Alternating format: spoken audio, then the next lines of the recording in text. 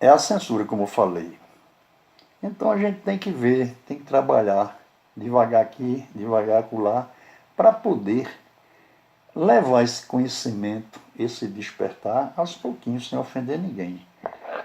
Também tem uma coisa interessante, uma certa vez um amigo meu, ele disse, Jorge, tu quer guardar um segredo? Eu digo, diz aí, ele fez, escreve um livro. Eu digo, mas rapaz, por quê? Vou guardar o segredo num livro. Ele disse, porque é tão difícil o povo ler, que às vezes o livro fica ali, um compra, outro compra, outro compra, outro compra, porque tem gente que pega um livro, lê aquilo que ele acha interessante. Isso é até num livro de estudos. Enquanto outro, eu, por exemplo, quando compro um livro adquirido, seja da minha profissão ou desses daqui mesmo, eu leio capa, contracapa, orelha, tudinho. Às vezes eu leio ele da esquerda para a direita, não é? E leio às vezes ele de trás para frente, de baixo para cima. É de mim. É assim que eu vou descobrindo as coisas. Então é como eu digo, eu tenho aqui livros lidos e relidos, né? E muitos novos que eu comprei há pouco tempo. Também estou lendo, mas eu leio tudo, eu risco tudo. Uma vez eu acertei uma prova numa questão na minha área, porque eu me lembrei por causa de uma bula de um remédio, uma posologia dele. Para que servia aquilo, aí eu vi isso numa bulazinha de remédio, acertei a prova. Né? Eu ainda me lembro, foi até no vestibular quando eu fiz. Eu estudava, mas aquilo na hora não me veio. Aí eu me lembrei de um comprimido que eu tomava, uma vitamina, né? E acertei a prova. Então é importante a gente ler. Ler para quê? Para poder aprender. Aprender é esclarecimento, certo? Então, como eu falei aqui a vocês, tudo é simbólico. Então eles tinham, na realidade, eles tinham a energia, a eletricidade, né? Você vê que descobriram há uns anos atrás baterias, né? Bateria dentro de uma jarra, né? Aí tinha um filamento de cobre, de seta, betume, e testaram a bateria que dava entre 2 ou 4 volts, né? Tipo assim uma pilhazinha dessas pequenas que a gente bota nesse rádio portátil. Foi descoberto isso, está até no museu. Museu lá para o lado da Europa, etc. Tal, que aqui, o Brasil aqui é meio pobre de museu. Então o que é que acontece? Você pega os livros antigos, né? Bem antigos, a própria escritura nossa, a Bíblia, você vai observar naqueles livros indianos, né? Você vai observar a descrição de um Vimana, né? Que na realidade, se você for desenhar aquilo que está ali escrito, você vai dizer, pô, isso aqui é uma nave, né? É uma nave. Como também você vê ali na nossa escritura, né? Ezequiel, quando ele está na Babilônia, no rio, né? Rio Shobá, aí surge um aparelho. Então, tem livros que cientistas da própria NASA, né? Da NASA, que desenhou e viu que era feito um formato de uma nave, né? Então, eles sabiam dessas coisas todas. A prova disso é que essas construções antigas, da antiguidade, do início da história que a gente aqui está falando, são construções que, hoje em dia, arquiteto, engenheiro, não sabe como fizeram aquilo, né? Uma estátua com todas as medidas corretas da face, perfurações em pedras que eles examinam dentro e vê como se fosse de uma broca que entrou ali e girou. Aqui no Peru mesmo, né? Tem um campo ali arqueológico que eles ficam abestalhados, o encaixe das pedras, né? Pedras quadradas em forma de H, uma encaixa na outra, etc.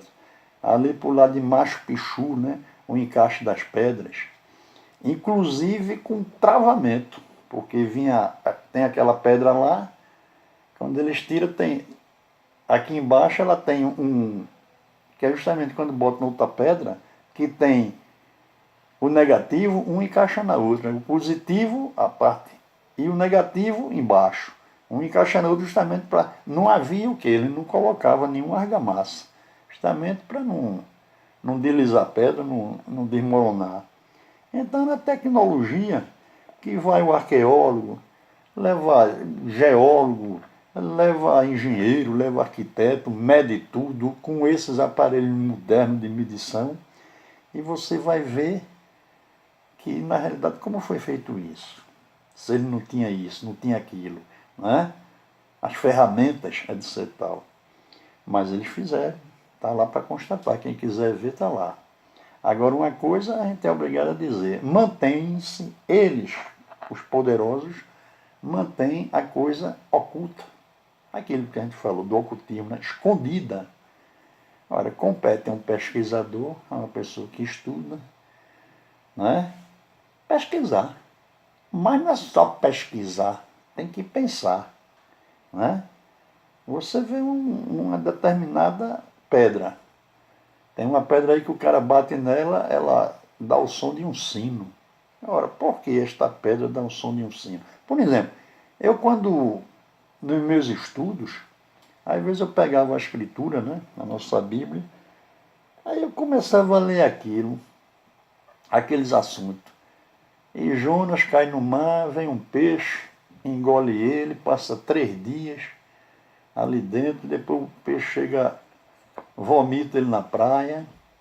Aí eu pensava comigo, o cara foi engolido pelo peixe, que deve ter sido um peixe grande. E dentro, o estômago do peixe, né? Ele tem o quê? O ácido, né? Como todo ser humano, todo animal tem o ácido para digerir o alimento.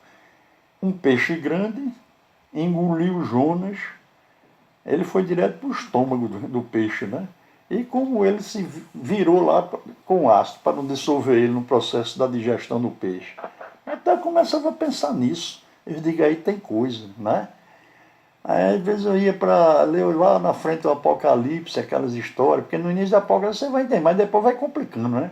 É dragão para lá, é uma coisa. Aí eu parava e começava a pensar, né? Para poder decifrar, né?